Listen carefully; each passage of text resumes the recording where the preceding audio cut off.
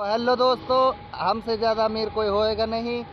तो गाइस, ये मेरा दोस्त है। अभी की बिरयानी खा के आया इसराइल पे। तो अभी ये दिल्ली से आया हुआ है। तो मैंने इसको बिरयानी खिलाई है, धपाक बिरयानी खिलाई है। तो गाइस, कितने खाई बिरयानी? हमने खाई है भाई 30 रुपए की बिरयानी खाई है और एक 20 वाली ठंडा पी है भाई।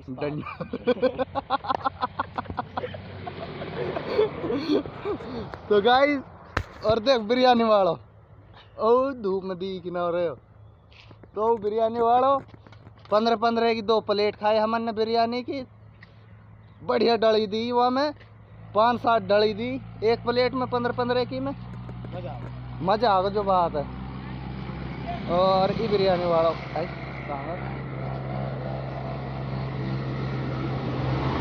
ये है बिरयानी वाला।